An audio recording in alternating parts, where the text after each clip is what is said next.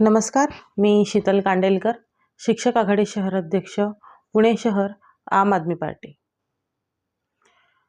शिक्षक भरती पुन्हा 2017 सारखी रेंगाळेल का?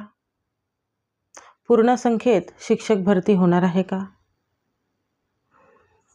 अन्यायग्रस्तांना या भरतीत तरी न्याय मिळणार आहे का? असे असंख्य प्रश्न, असंख्य फोन, असंख्य व्हॉट्सॲप मेसेजेस मला येत आहेत. याचे उत्तर काय म्हणून मला अनेक प्रश्न विचारले जातात. आता यासाठी मी माननीय शिंदे साहेबांना माझे प्रश्न त्यांच्याजवळ मांडता यावेत म्हणून वेळ मागितलेली आहे. गेले 3 दिवस झाले मला उत्तर मिळालेले नाही, कारण मानसिकताच नाही उत्तर देण्यासाठी, बरोबर ना? पूर्ण महाराष्ट्रातून मला प्रश्न विचारण्यात येत आहेत. याचे उत्तर कुणाकडे असेल? पवित्र पोर्टलचे जे काम आहे, जी व्यक्ती बघत असेल त्यालाच मी उत्तर विचारणार ना. जनतेच्या अभियोग्यताधारकांच्या प्रश्नांची उत्तरं देणे यांचे काम आहे, बरोबर? तेच यांच्याकडून होत नाही, म्हणून यांच्या विरोधात आंदोलनं, निषेध करावे लागतात, कारण हे कोऑपरेट करत नाहीत व्यवस्थित. का माहीत नाही, पण यांची भूमिका, प्रशासकीय अधिकाऱ्यांची भूमिका ही लोकाभिमुख नाही, जनकल्याणासाठी नाही, हे आपल्याला यातून दिसते. अनेक फोन, अनेक कॉल्स, अनेक व्हॉट्सॲप मेसेजेस येतात. विविध प्रश्न मांडले जातात. प्रश्न असे असतात, सर्वात महत्त्वाचा प्रश्न जो अगदी मनाला हुरहुर लावणारा किंवा सामान्य जनतेसोबत चाललंय काय, तरुण पिढीसोबत चाललंय काय, सामान्य जनतेसोबत, तरुण पिढीसोबत हा अन्याय का? प्रश्न असा आहे सर्वात महत्त्वाचा. मॅडम, शिक्षक भरती पूर्ण होणार आहे का? आमच्यावर जो अन्याय झाला आहे त्याला कुठेतरी वाचा फुटणार आहे का? त्याला कुठेतरी न्याय मिळणार आहे का? आमचं वय आता 44 वर्ष आहे. आमचं वय आता 44 वर्ष आहे. पुढे आम्हाला संधी नाही. इथपर्यंत तुम्ही अभियोग्यताधारकांना किंवा ह्या तरुणाला त्रास देत आहात. इतके दिवस तुम्ही शिक्षक भरतीची वाट बघायला लावत आहात. म्हणजे तुम्हा लोकांना लिमिट्स नाहीत. इतका अन्याय का सहन करावा? कुणी आत्महत्या करतंय. आताच 2 दिवसापूर्वी एका अभियोग्यताधारकाने आत्महत्या केली तुमच्या ह्या शिक्षक भरतीच्या लेंदीपणामुळे. तुम्ही ज्या पदावर आहात, केसरकरांपासून सांगते मी, माननीय शिक्षण मंत्री महाराष्ट्र राज्य केसरकर साहेब, मुख्यमंत्री साहेब, प्रशासकीय अधिकारी, काय चाललंय तुम्हा सगळ्यांचं? नोकर भरती, शिक्षक भरती तुम्ही मुळात ज्या वर्षी निवडणुका आहेत त्याच वर्षी आणली. यामध्ये तुमचा स्वार्थ आहे. कसा? शिक्षक भरती करत आहोत. शिक्षक भरती हा महाराष्ट्रातील ज्वलंत प्रश्न आहे आणि शिक्षक होण्यासाठी शिक्षक भरतीमध्ये अगदी सामान्य घरातली, गोरगरिबांच्या कुटुंबातली, अगदी शेतकरी कुटुंबातली, मजुरी करणाऱ्या कुटुंबातली जी पाल्य असतात, ज्यांना कुठेतरी आपली परिस्थिती सुधारावी म्हणून हा सोपा मार्ग शिक्षक होण्याचा, तो पाल्य निवडतो. का? तर खूप पैसे लागत नाहीत, थोड्याच पैशांमध्ये शिक्षण होते आणि शिक्षकाची नोकरी आपल्याला मिळते. स्वप्न खूप मोठे असतात, पण आर्थिक परिस्थिती तशी नसते, म्हणून खूप विद्यार्थी शिक्षक पेशाकडे वळतात. काहींचं पॅशन असतं, तर काहींना परिस्थितीमुळे इतर शिक्षण घेता येत नाही, म्हणून कुठेतरी आपण परिस्थिती आपली सुधारावी, कुठेतरी आपण शिक्षक व्हावं, कुठे कोणाला ज्ञानार्जन करायला आवडतं. अशा वेगवेगळ्या परिस्थितीतून आलेली ही अभियोग्यता धारक आहेत, जे शिक्षक होऊ बघत आहेत. ते आता वय वर्ष 40, 42, 44 वर्षाची झालीत, तरी तुम्ही शिक्षक भरती करत नाहीत, त्यांचा विचारही करत नाहीत.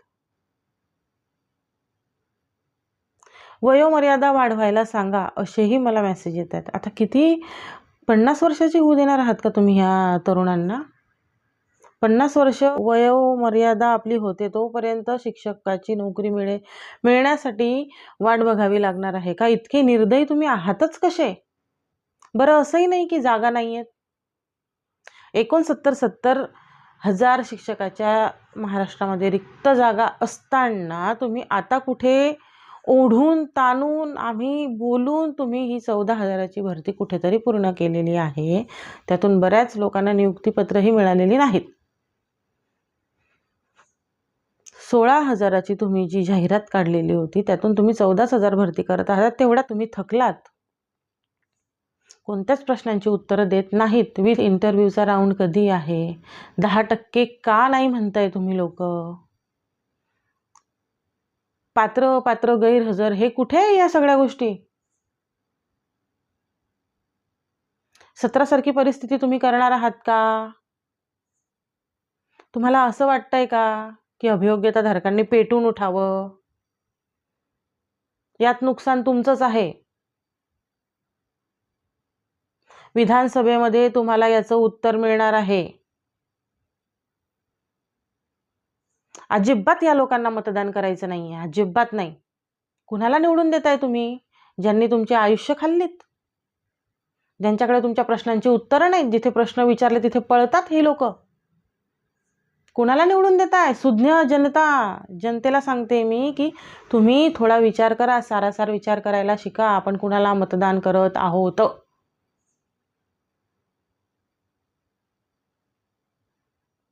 लोकप्रतिनिधी म्हणून तुम्ही निवडून येता, काम मात्र तुम्ही काहीच करत नाही, आणि त्याचेच पडसाद प्रशासनामध्ये उमटताना दिसत आहेत. यांचीही मनस्थिती नाही काम करण्यासाठी. का तुम्ही ह्या आचारसंहिता आणि निवडणुकांच्या वर्षामध्ये ही नोकर भरती काढली? मागच्या वर्षीही करू शकत होतात तुम्ही लोक. म्हणजे मूर्ख बनवताय का जनतेला? जनता मूर्ख आहे का? जनतेचा मूर्खपणा बघायचा असेल तर विधानसभेपर्यंत थांबा, कळेल तुम्हा लोकांना. असं चॉकलेट काढून दिल्यासारखं तुम्ही ह्या बेरोजगार तरुणांना सतवत आहात का? 44 वर्षाचं होईपर्यंत तुम्ही त्यांना वाट बघायला लावताय. कुणी अगदी गंभीर आजाराने त्रासलेली व्यक्तीसुद्धा ह्या भरतीमध्ये आहेत. त्यांच्याकडे बघा, त्यांचा आनंद म्हणून त्यांना नोकरी द्या. कुठेतरी त्यांचं आयुष्य संपुष्टात येणार आहे आता. अशा व्यक्ती आयुक्त कार्यालयाच्या पायऱ्या झिजवताना मी बघितलेली आहे जवळून, जी गंभीर आजाराने त्रासलेली आहे. असे कित्येक लोक असतील. इतका भयंकर त्रास तुम्ही जनतेला देत आहात, भयंकर. तुम्हा लोकांना माणुसकी नाही. का ही शिक्षक भरतीची प्रोसेस 16,000ची तुम्ही जाहिरात काढली आहे ना, मग करा पटापट. कसली वाट बघत आहात तुम्ही? आता मागे 2 दिवसापूर्वी केसरकर सभागृहामध्ये म्हणताय विथ इंटरव्ह्यू विषयी ते राऊंड विषयी बोललेत, बाकीच्या विषयांवर बोललेलेच नाहीत.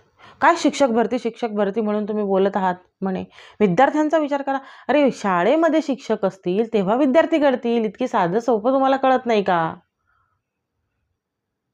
विद्यार्थ्यांचा विचार करा. शिक्षकांना प्रोटेक्शन आहे आमच्याकडून. अरे, शिक्षकांना प्रोटेक्शन आहे, विद्यार्थ्यांचा विचार करा. अरे, विद्यार्थ्यांचा विचार तेव्हाच होईल जेव्हा तुम्ही त्यांना शिक्षक देणार शिकवण्यासाठी. अनेक शाळा बंद पडत आहेत. शाळांच्या इमारतींविषयी बोलले गेले. अनेक प्रश्न त्यांना विचारले गेलेत. कुठेतरी राग येऊन उत्तरं देतात ते. का राग येतो तुम्हाला? तुम्हाला घरून पैसे द्यायचे आहेत का लोकांच्या पगाराची? नाही. जनतेच्या टॅक्स जो जमा होत असतो त्यातून ह्या सगळ्या गोष्टी होत असतात. तुम्हाला तुमच्या खिशातून किंवा घरातून पैसे द्यायचे नाही आहेत. मग तुम्हाला राग का येतो? का तुम्ही शिक्षक भरतीचा विषय ऐकल्याबरोबर पळ काढतात? आमची शिक्षक भरती आता कंप्लीट झालेली आहे. आता फक्त माध्यमिकचा विथ इंटरव्ह्यूचा राऊंड लागणार आहे असे स्पष्ट म्हणालेत केसरकर. कुठे पूर्ण झाली? किती संख्येत झाली सांगा बरं? माहीत आहे तुम्हाला? म्हणजे जनतेचं लक्ष नाही आहे तुमच्याकडे असं तुम्हाला वाटतं का? अगदी बारकाईने जनता तुम्हाला ऐकते आहे. तुमचे काय खेळ चाललेले आहेत हेही जनता ऐकते. जनतेला फक्त आता एकच विनंती आहे की यांना दाखवा तुम्ही काय आहात, तुमची शक्ती दाखवा यांना. ज्या लोकांना तुम्ही निवडून देत आहात त्यांना तुमचे प्रश्न ऐकायला सुद्धा वेळ नाही आहे. प्रश्न ऐकायला सुद्धा वेळ नाही. नंतर बघू, नंतर भेटा, आम्हाला वेळ नाही. संविधानिक पदावर आहात तुम्ही, लोकप्रतिनिधी आहात, लोकांनी तुम्हाला निवडून दिलेलं आहे त्यांचे कामं होण्यासाठी. काय कामं करत आहात? शिक्षक भरती करत आहोत आम्ही, 67,000 जागा आहेत. नुसत्या खोट्या बातम्या, खोटं बोलतात तुम्ही लोक. खोटारडे आहात, खोटारडे. अशा खोटारड्या लोकांना का तुम्ही संविधानिक पदावर बसवत आहात? जनतेला प्रश्न विचारते मी. का तुम्हाला अशी खोटारडी लोक हवी आहेत?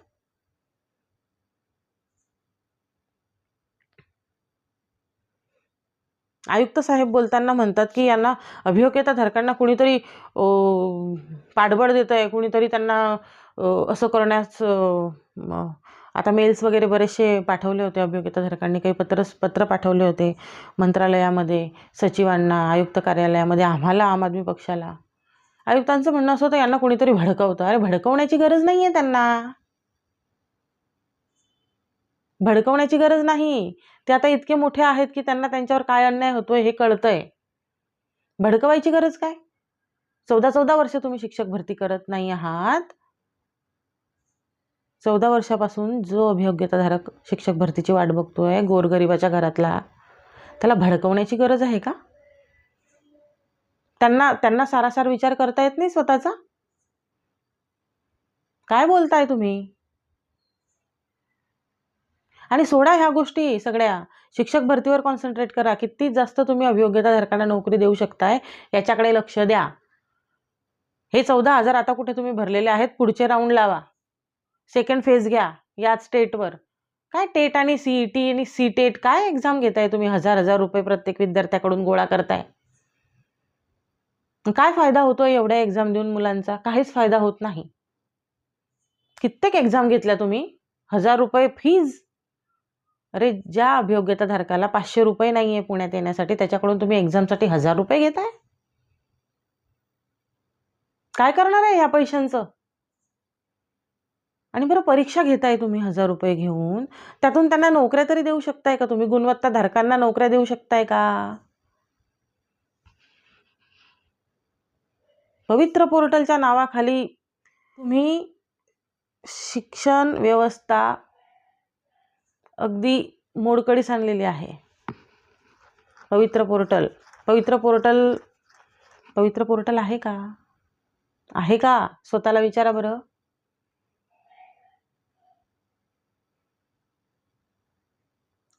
इतका घोळ आहे त्यामध्ये.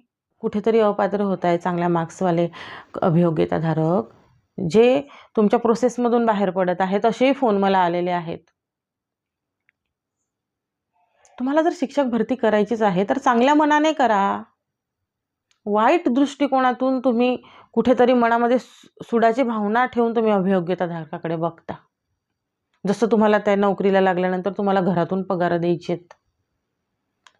अहो नोकऱ्या लागून सुद्धा कितीतरी अभियोग्यताधारक, कुणी ॲक्सिडेंटने वारलं, कुणी कसं.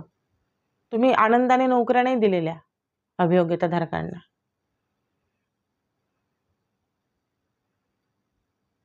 आनंदाने ही शिक्षक भरती नाही करत आहात तुम्ही लोक. फार कोसून कोसून अभियोग्यताधारकाला नोकरी देत आहात, त्रास देऊन. करायचे तर साधी सरळ सोप्या मार्गाने करा, गुणवत्तेनुसार घ्या मुलांना. किती किचकट करून ठेवलेलं आहे. तुमच्यापर्यंत येऊन सुद्धा समाधान होत नाही व्यक्तीचं ना. तुमच्याकडे कोणत्या प्रश्नांची उत्तरं असतात. आणि कुठेतरी तो अभियोग्यताधारक कंटाळून कोर्टात जातो. तिथेही तुम्ही त्यांना अडकवून ठेवताय. तुमच्याकडून समाधान होत नाही.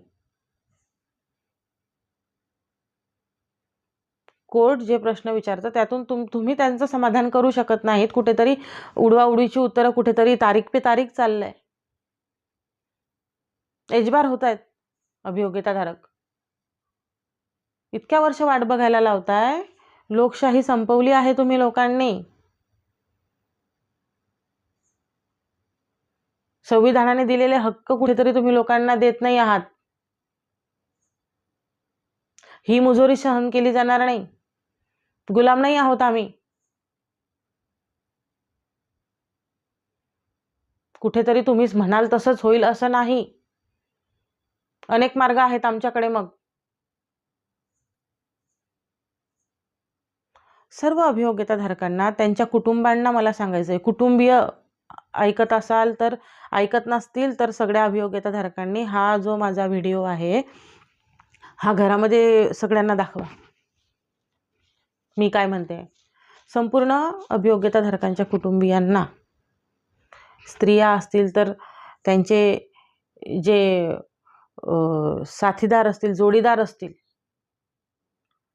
पुरुष असतील तर त्यांच्या बायका असतील, ह्या सगळ्यांना मला सांगायचं आहे, आई वडील असतील, आजी आजोबा असतील, भाऊ बहीण, काका मावशी, मामा मामी, जेही तुम्ही कोणी माझा व्हिडिओ बघत असाल तर, नातेवाईक असतील, ही जी अभियोग्यताधारक आहेत, शिक्षक होऊ बघणारी, तुम्ही जेवढ्या सहज त्यांना बोलतायत की काय चाललंय, कुठपर्यंत आलंय, हे इतकं सोपं नाही आहे. या मुलांचा, या अभियोग्यताधारकांचा छळ होत आहे. त्यांच्या आयुष्याशी खेळ होत आहे. इथे बरेचसे सामाजिक प्रश्न निर्माण झालेले आहेत. स्त्रिया असतील तर त्यांना कुठेतरी त्यांच्या घरात नवऱ्याकडून त्रास दिला जातोय, किंवा नवरे असतील तर बायकांकडून त्यांना टॉर्चर केलं जात आहे. कुणी माहेरी निघून गेले आहेत अभियोग्यताधारक, जे मुलं आहेत त्यांच्या बायका, कुणाची लग्नच नाही झालेली आहेत, कुणाची नवरे त्यांना त्रास देत आहेत. तर ह्या सगळ्यांना मला सांगावंसं वाटतंय, तुम्हाला घरात बसून जितकं सोपं वाटत आहे तितकं हे सोपं नाही. आपण खूप निगरगठ्ठ गेंड्याच्या कातडीच्या लोकांना मतदान करून निवडून दिलेलं आहे आणि त्यांच्या हातात सत्ता आहे. आणि त्यांच्याकडून आपण कुठेतरी अशी अपेक्षा करत आहोत की आम्हाला तुम्ही न्याय द्या. आपल्याला न्याय देणं, आपल्याला नोकऱ्यांना लावणं, आपल्याला चांगले शिक्षण देणं, चांगलं आयुष्य देणं, हे या लोकांच्या लिस्टमध्ये नाही. अशा लोकांना आपण लोकप्रतिनिधी म्हणून निवडून दिलेलं आहे, जे तुमचे प्रश्न ऐकतात आणि सोडून देतात. खूप कठीण आहे. सोशल मीडियावर बोलायचं कारण हेच आहे की कितीतरी निवेदनं देऊन होतात, कितीतरी गोष्टी बोलल्या जातात, पण फरक पडत नाही. म्हणून मी सोशल मीडियावर आता बोलणार आहे, न घाबरता. मी कुणालाच घाबरत नाही. जे सत्य आहे, जे न्याय आहे तेच मी बोलणार. माझ्या जनतेसाठी, माझ्या महाराष्ट्रासाठी,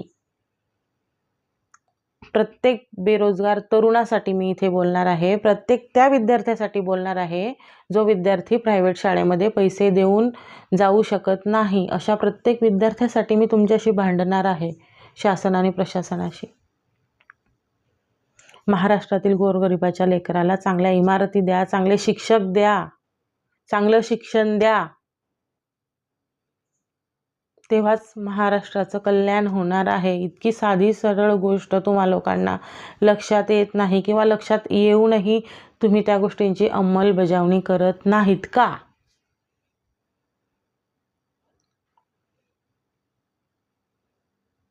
अनेक ग्रुप आहेत शिक्षक भरती, mission interview, with interview round, 10%, पात्र गैरहजर, सेकंड फेज, असे अनेक ग्रुप आहेत.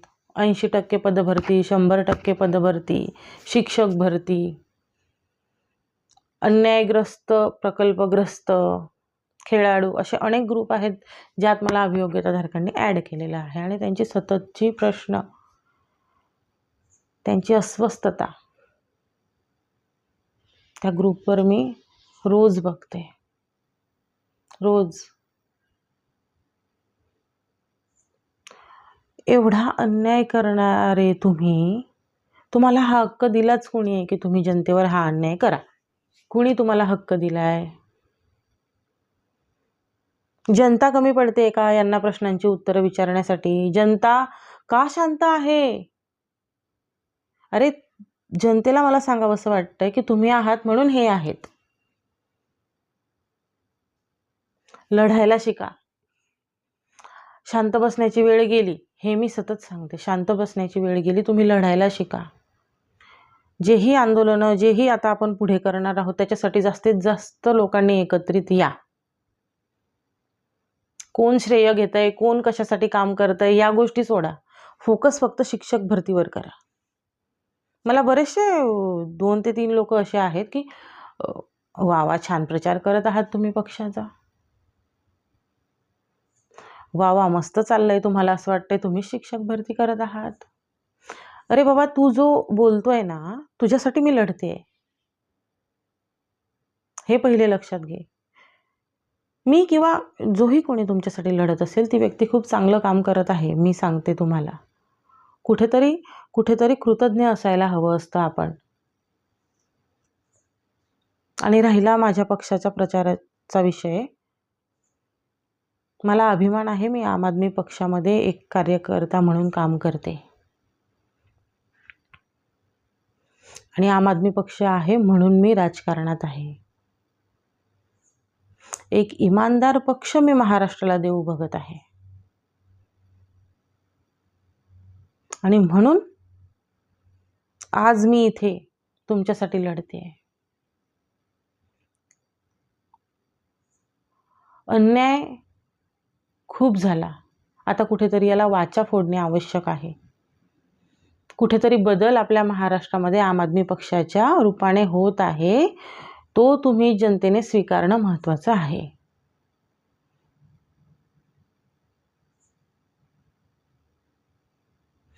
जो अन्याय तुमच्यावर होत आहे वर्षानुवर्ष, तो तुम्हाला दिसतोय. त्यासाठीच हे ग्रुप आहेत. शिक्षक भरती किती लांबलेली आहे, मराठी शाळा बंद होत आहेत, अनेक प्रश्न आहे तुम्हा लोकांचे, तुम्हीच मला उत्तरं विचारता.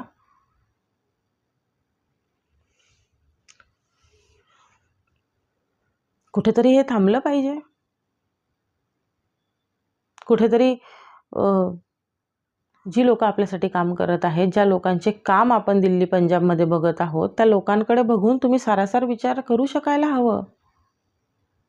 सारासार विचार तुम्हाला करता यायला हवा. बरं, असो, मला सगळ्यांच्या प्रश्नांची उत्तरं देणं बंधनकारक नाही आहे. कुणाला काहीही वाटू दे. महाराष्ट्रातील शैक्षणिक व्यवस्था सुधारणे, गोरगरिबाच्या लेकराला चांगला शिक्षक मिळणे, चांगली शाळा मिळणे, त्याला शिक्षण मिळणे खूप महत्त्वाचे आहे. आणि तेही उच्च गुणवत्ताधारक शिक्षकाकडून. आणि तेच गुणवत्ताधारक शिक्षक कोणताही अडथळा न येता शिक्षक म्हणून सिस्टममध्ये यायला हवा, अशी माझी अपेक्षा आहे. कोणतेच अडथळे नको त्याला. सरसकट गुणवत्ताधारकांना सेवेत घ्या. जागा खूप शिल्लक आहेत अजून. जवळजवळ 69,000 जागा आहेत. त्यातून 67,000 तुम्ही डिक्लेअर केलेल्या होत्या, त्यातून 20% कपात लावताय. मग 50-55,000ची भरती आतापर्यंत होणे आवश्यक होती. 14,000तच तुम्ही अगदी थकल्यासारखं कुबड्या घेऊन चालायला लागलेले आहात. काय तुम्ही, म्हणजे तुम्ही खोटं बोललात जनतेशी, खोटं बोलत आहात तुम्ही अभियोग्यताधारकांशी. आम्ही एवढी भरती करतोय. शिक्षण मंत्री खोटं बोलताय. 30,000ची भरती करू, पहिला टप्पा, दुसरा टप्पा. कुठे तुमचा पहिला टप्पा, दुसरा टप्पा? अरे पहिला पूर्ण करा. अगदी अशी जीवावर येऊन तुम्ही अशी भरती करत आहात. सांगावं लागतंय तुम्हाला, 17 ते 18 निवेदनं द्यायला लागतात. बाबा आता 11,000ची भरती करा, मराठी इंग्लिश मीडियमचा काय मुद्दा तुम्ही आता पुन्हा तुम्ही इंग्लिश मीडियमला खूप जागा दिलेल्या आहेत असेही मला फोन येत आहेत. या शिक्षक भरतीमध्ये कुणाचा इगोमध्ये येत असेल ना तर प्लीज तो काढून बाजूला ठेवा. 14 वर्षानंतरची शिक्षक भरती तुमच्या इगोला महत्त्व देणारा नाही आहे आणि तुम्ही स्वतःही देऊ नये.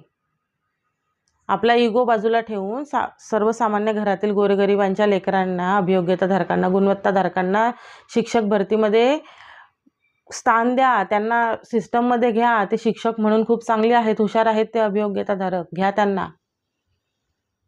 कुणीतरी एका गोष्टीला विरोध करताय तिथपर्यंत तेवढ्यापुरतं आपण थांबायचं आणि लगेच पुढच्या टप्प्यात तुम्ही तुमचं ते दाखवून द्यायचं, हे चुकीचं आहे.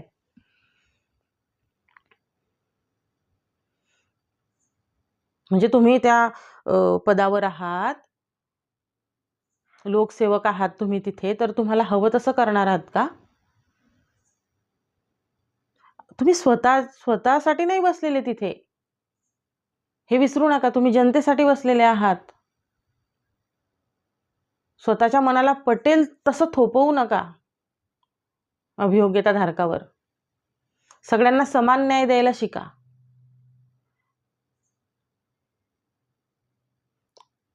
कुठेतरी असं इगो येता कामा नये मध्ये कुणाचा. इतक्या अभियोग्यताधारकांना तुम्ही रडत सोडलंय.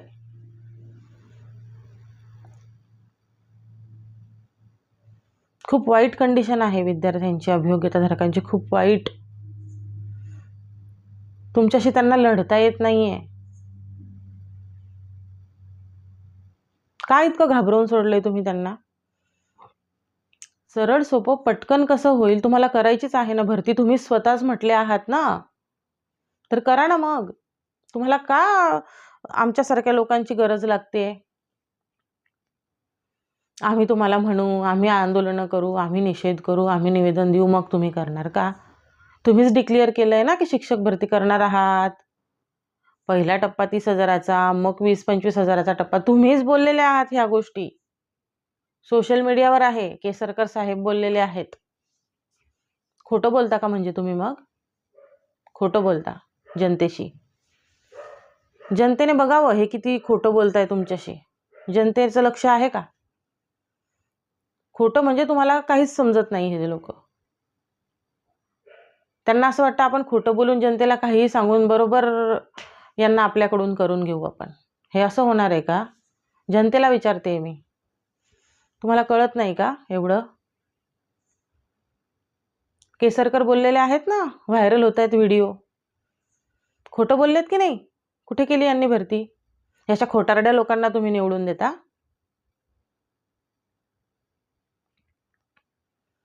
सांगायचं एक, करायचं दुसरंच. आणि ही लोक अजून आपल्यावर ओरडणार ऑफिसमध्ये गेल्यावर. यांना वेळ नाहीये आपल्याशी बोलायला. वा.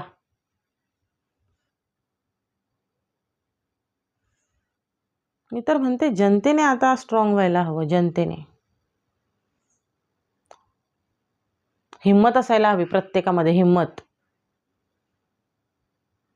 हिम्मत असेल तर न्याय मिळवू शकता तुम्ही, नाहीतर राहत असेच मग. सारासार विचार करायला शिका. खूप टॅक्स देत आहोत आपण, प्रत्येक गोष्टीवर टॅक्स देतोय यांना. खूप महागाईमध्ये जगत आहोत आपण. प्रत्येक गोष्ट महाग झालेली आहे. जे मजुरी करणाऱ्या लोकांना घेणं सुद्धा शक्य नसतं आपल्या मुलाबाळांसाठी. 2 टायमाचं खाणं सुद्धा कठीण केलंय या लोकांनी. तुमच्यासाठी, आपण आपल्यासाठी यांना लोकप्रतिनिधी म्हणून निवडून दिलंय ना.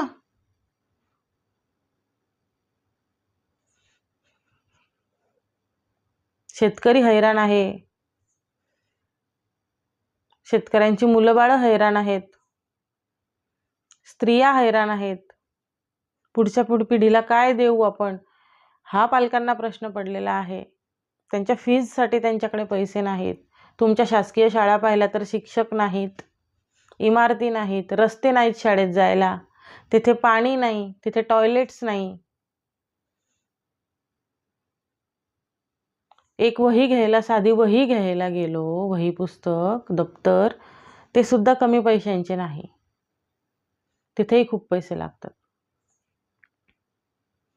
काय काय करेल तो पालक, आणि काय तुम्ही नोकरी लगेच शिक्षक भरती केल्यावर कुठे तुम्ही लाख लाख पगार देताय त्यांना? 16,000 रुपये पगार देताय, 16,000 रुपये. त्यात काय होतं?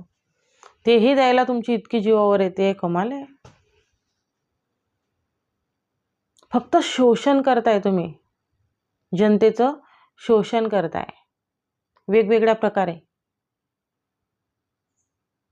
जनता कोलमडून पडली आहे, तिला उठ म्हणावं हात द्यायला, तो हातही थरथरतोय जनतेचा. आमच्या हातात हात द्यायला हातही थरथरतोय जनतेचा. एवढा अन्याय करताय तुम्ही लोकांवर, इतका. कुठेतरी थांबायला हवं हे आता. असो, ज्याही ग्रुपमध्ये मला ॲड केलेले आहे त्या सगळ्यांचे धन्यवाद. आपण सगळ्यांसाठी काम करत आहोत. यांच्याकडून सेकंड फेज ह्या स्टेटवर लावून घेणं आपलं काम आहे. फक्त 20 ते 25,000 जागा जरी तुम्ही आता भरल्यात ना, तरी सगळ्यांचं समाधान होतं. त्यातही तुमच्याकडे जागा शिल्लक असतात, राहतील अजून.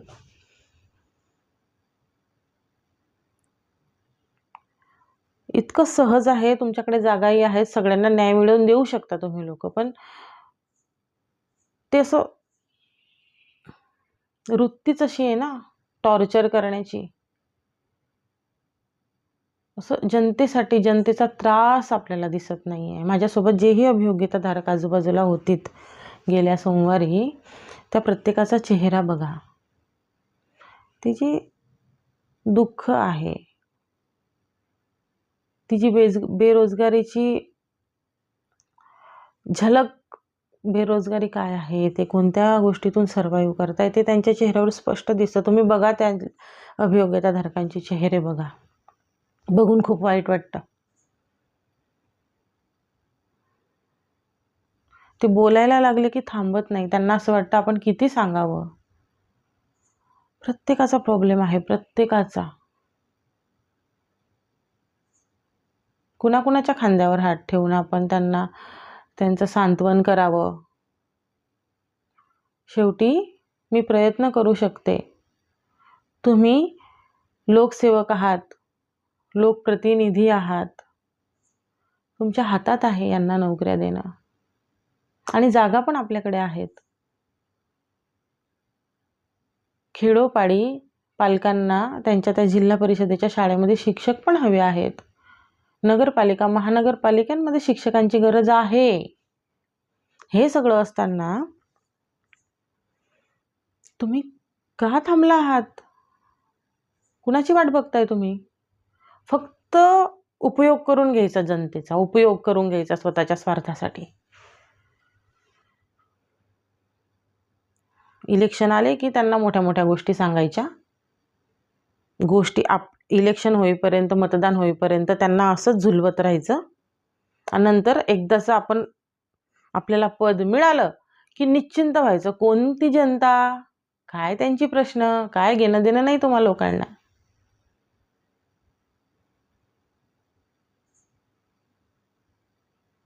जनतेने हुशार होणं गरजेचं आहे. जनता जनार्दन आहे, जनतेच्या हातात सर्व काही आहे. जनतेने सुज्ञ होणं गरजेचं आहे. जनतेने बोलणं गरजेचं आहे. आपले हक्क काय आहे संविधानाने दिलेले, ते या लोकांना थोडंसं आठवण करून द्या.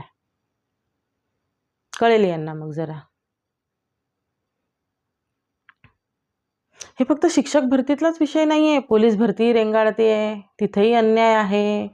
PSI होण्यासाठी त्या एक्झाम्समध्ये अन्याय आहे. परत तुमची ते तलाठी भरती, तर काय त्याच्यामध्ये घोळ आहे,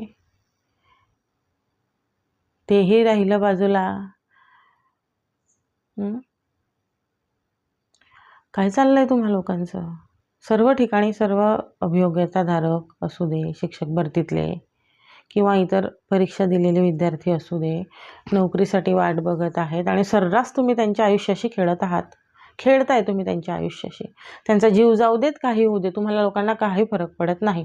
काहीच फरक पडत नाही. का? गेंड्याच्या कातडीचे लोक आहात तुम्ही. कितीही भावनिक होऊन, कितीही ओरडून, कितीही कोणत्याही पद्धतीने बोललं तरी तुम्हाला काहीच फरक पडत नाही. इतके कोडगे आहात का तुम्ही?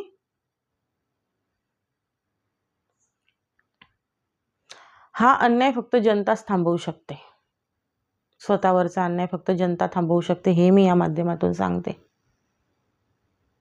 आपल्यासोबत काय घडतंय, कोण घडवतंय, याचा विचार करा. वेळ काढून विचार करा. आज आपली परिस्थिती ही कुणामुळे आहे, कोणामुळे ओढावलेली आहे ही परिस्थिती. प्रत्येक गोष्टीसाठी आपल्याला भांडावं लागतंय. कोणामुळे, याचा विचार करा. 100% शिक्षक भरती होण्यासाठी मी प्रयत्नशील आहे. हाक मारली की यावं लागेल धावत, कारण न सांगता. तुम्हा सगळ्यांसाठी न्याय कसा मिळवून देता येईल याच्यासाठी मी प्रयत्नशील आहे, आणि मी तुमच्यासोबतच आहे. ही शिक्षक भरती आपण यांच्याकडून पूर्ण करून घेऊ, आणि तेव्हाच आपण शांत बसणार आहोत. फक्त एकी ठेवा, एकीने राहा.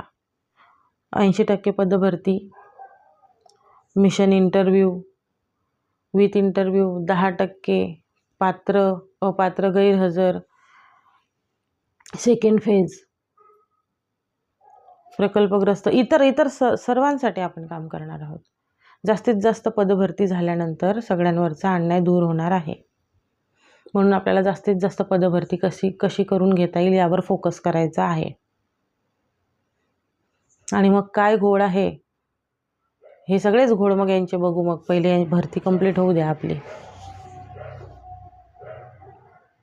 अनेक असेही फोन येत आहेत मला की अपंग सर्टिफिकेट घेऊन बरेचसे शिक्षक भरतीमध्ये लागलेले आहेत.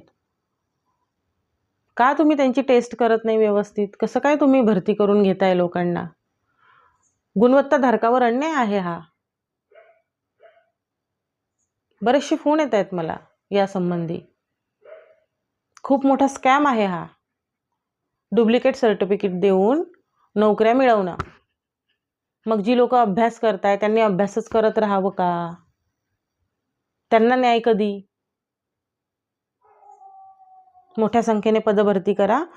गुणवत्ताधारकाला सरसकट भरती करा. गुणवत्ताधारकाला शिक्षक म्हणून सिस्टममध्ये घ्या. गुणवत्ताधारक शिक्षक भरतीच्या बाहेर राहता कामा नये. हा अन्याय आहे त्या व्यक्तीवर.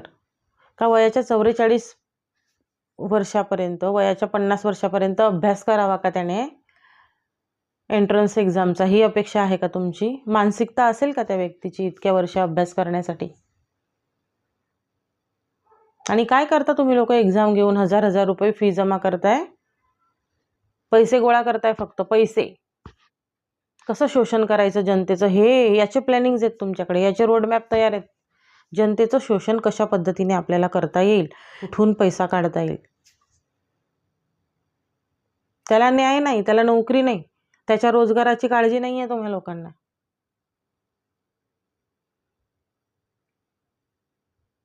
हे शोषण थांबवा, नाहीतर पुढे फार वाईट काळ येणार आहे. सगळ्या गोष्टींचा हिशोब तुम्हा लोकांना द्यायला लागेल. ह्या गोष्टीचा पण विचार करा. सर्व गोष्टींचा हिशोब इथेच होत असतो. लवकरच येईल ती वेळ. म्हणून आता सुधरा, जनतेचा विचार करा. एवढं बोलते आणि थांबते.